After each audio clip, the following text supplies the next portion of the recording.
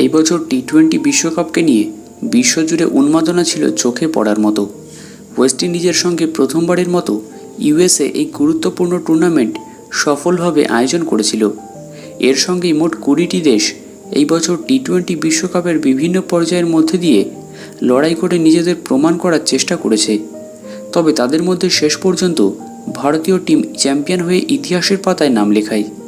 এবার আইসিসি এই বছর টুর্নামেন্টে অংশগ্রহণকারী ক্রিকেটারদের নিয়ে সেরা দল প্রকাশ করল। সম্প্রতি শেষ হওয়া টি-20 বিশ্বকাপে রোহিত শর্মার গ্রুপ পর্ব থেকেই ভারতীয় টিম দুরন্ত ফর্মে ছিল।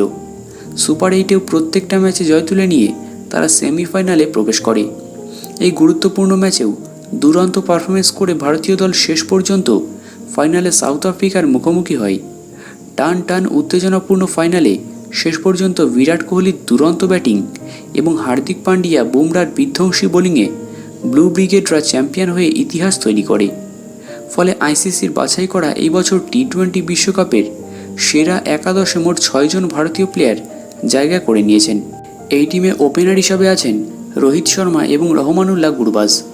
এই বছর আফগানিস্তান দুরন্ত পারফরমেন্স করে প্রথমবারের মতো টি-20 বিশ্বকাপের সেমিফাইনালে জায়গা করে নিয়েছিল। ফলে প্রকাশিত এই সেরা একাদশে গুরবাজ সহ আফগানিস্তানের রাশিদ খান, ফাজল হক ফারুকিও জায়গা করে নিয়েছেন।